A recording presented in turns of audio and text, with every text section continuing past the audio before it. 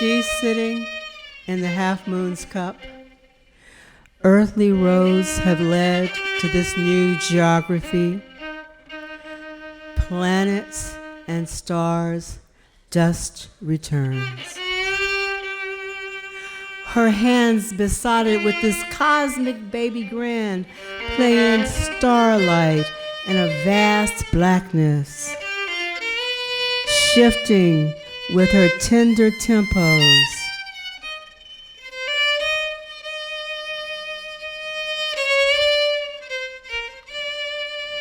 Pacing the eternal.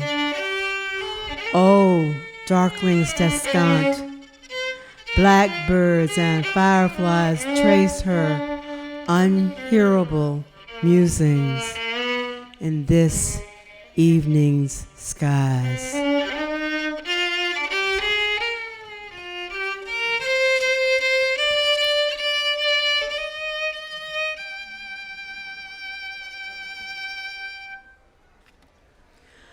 Morning song. You wake up to the phrase salt lick. You realize you know not one thing about salt licks. You know salt and lick. But together, how does the salt lick salt? You know you're moving to the land of word games or musical instruments unstrung, battered, too much play. Each day, the gleaners walk sidewalks in search of bottles. They separate already separated bags to find precious glass that is plastic. They hate the cans. They know the places where beer overwhelms soda, where huge milk cartons say children. Many children live here. They do not whistle when they work. They do not lick sweat off tired arms. They go about the business of poverty with grace and noise. Early morning dragging, the weight of others' waste. Early morning dragging, the weight of others' waste. Poverty.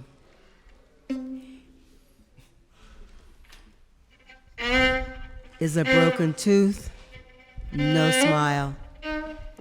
Is bone poorly reset, weak limbs, medicos various. The fear of speaking unless spoken to. Fine translation skills. $1 means. A late bus is. An opportunity falters at the sight of cracked tooth. Who are you is really, why did you come here? American geology is harrowing. An unlikely loveliness grows in the cracks besides crack houses. And children eat the sweet cheapness left in the wake of marvelous dope dreams, perfect for riot.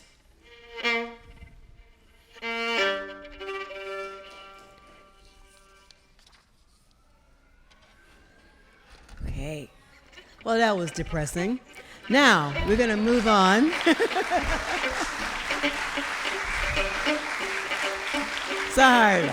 We're going to move on to a very old poem of mine called Spanish Lesson. And I had a lot of fun with Jason on this one. Spanish lesson.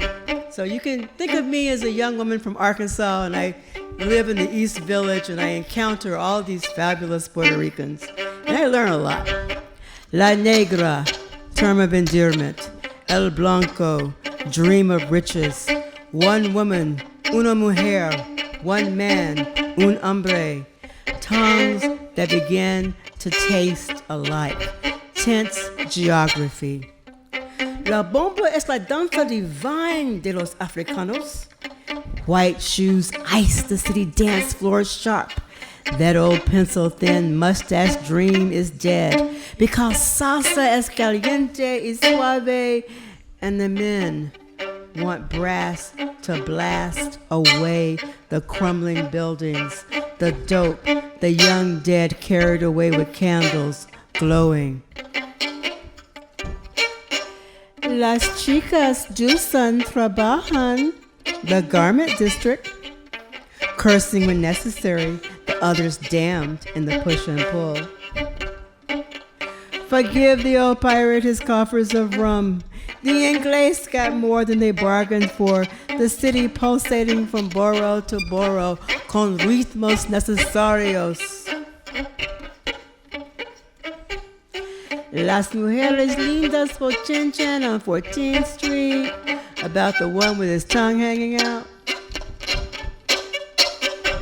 While Hector Lavoie lured the ladies with a reel of promises made sweeter by his yo no sé, yo no sé. Outlaw African breezes perfume the shining dance floors, speaking a language never sanctioned in the New World. Libations poured from old pirate stock please the ancestors here in North America, where Carmen Miranda and her mulatto progeny sachet day stuff across Hollywood camera eyes, like comets christening the tropics. Si, como no.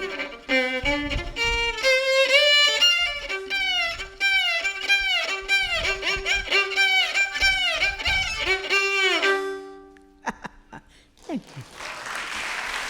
All right. So, a few years ago, I did I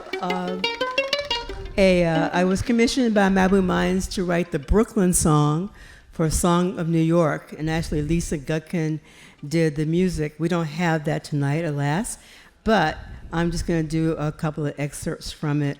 One, you'll recognize the people, and the last part is all about the roses in the Brooklyn Botanic Gardens. All right. How we fly, swim, breathe. Oh, the sweet life. Commerce brings comfort, the bright light. Park Avenue, Saturday or Sunday. The stroll along 7th Avenue. Carriages jam sidewalks. Going up and coming down. Going up and coming down. Oh, these couples, brunettes, blondes, and redheads. Clever, young, well, not so young, and they're picture-perfect infants. Stop to be noticed by the other smiling couples who, not to be outdid, sport their share of fertility. Twins or triplets, formerly rare, now everywhere. Husbands wear baseball caps. Their fathers wore real hats. Panama hats in summer, Hamburgs in the winter. Now their sons sport symbols of fandom on the crowns of their caps. The Yankees, the Mets, an occasional Atlanta Brave. They wave to each other's children, then high fives as if standing near an electrified fence. Wives and mothers hover over their picture-perfect infants, anxious for good behavior. Infants sleep, or sigh, or cry. Autumn summons clouds, cashmere wraps around bony shoulders.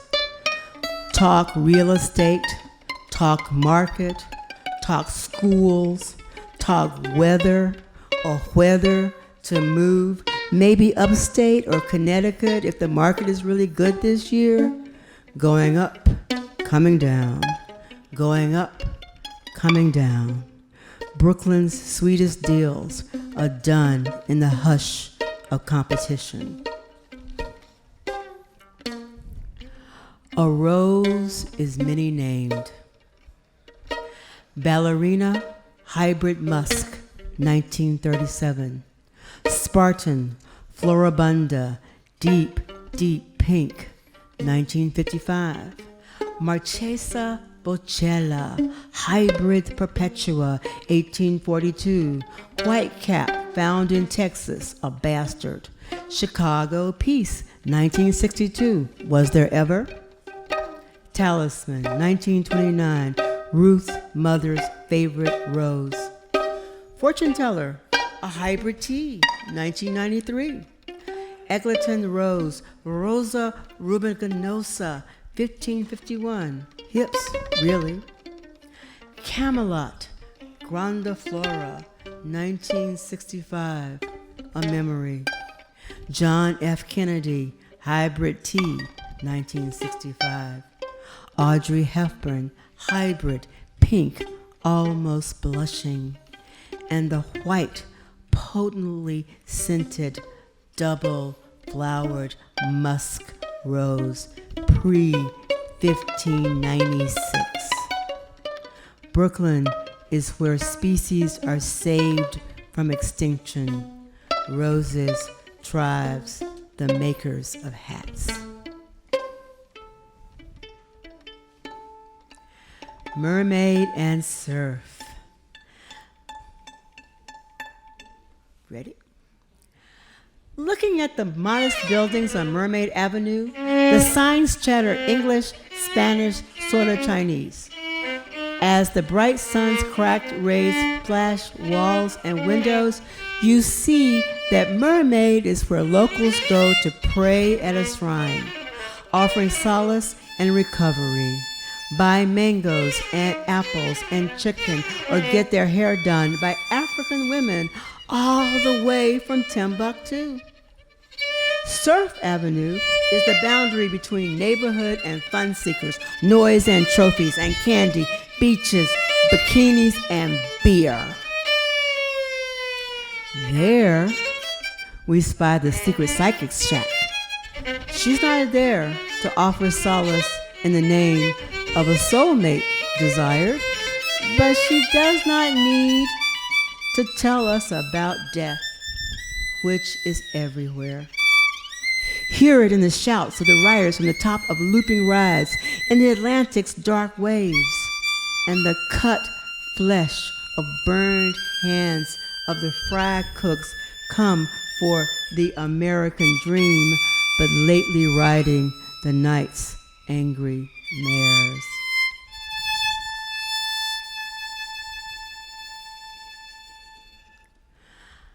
The next poem I wrote back in 2014, and I'm still kind of freaking out by it because it feels like I should have written it yesterday.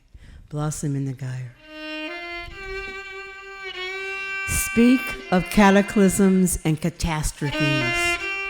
Blasted bodies and hearts made of platinum, perfect for earrings, cufflinks, consciousness of senators who speak of personhood and democracy as pregnant women are imprisoned and voters' names removed from the record.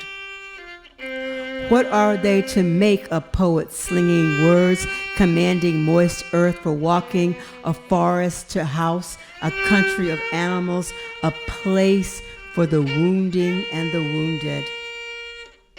Oh, wary, keening brightens voices, lips and tongues as portals to blossoms in the heart, butterflies in the lungs. Hearts pulsate, hearts pulsate.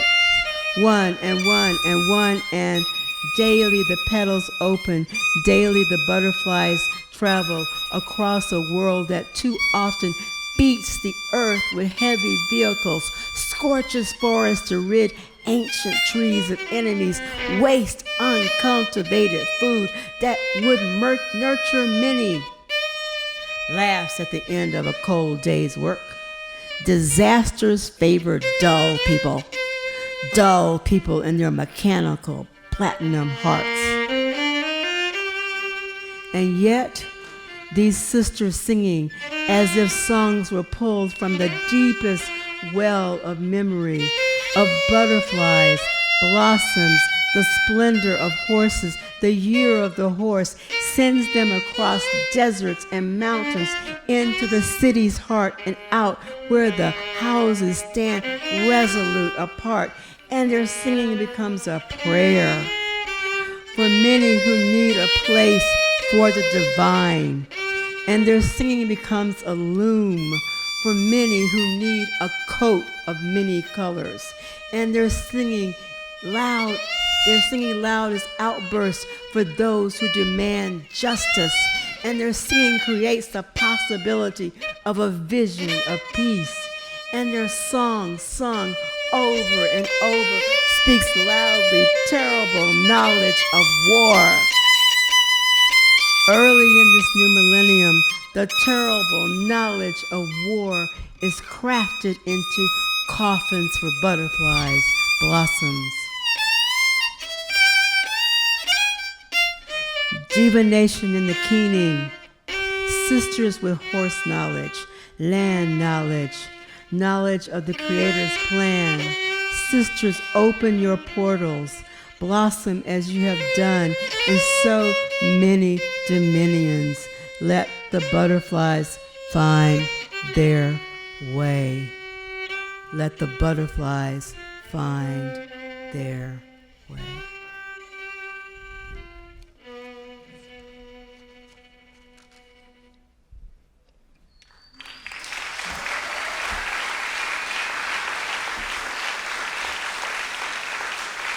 One of the great things about New York is that there are all these venues like this one where you encounter music and dance and community. And La Casita is one of those for people in New York. You go there every summer and you hear all kinds of music, mostly from Latin America and right here. And last year I was part of it, and I watched this little girl who was listening to a band from San Juan, from Puerto Rico, before the horrible things that have happened to Puerto Rico. Oh, Lord. And so I'm going to leave you thinking about that little girl. And we are so grateful for your time here. Thank you so much. Thank you, Jason. Grace note.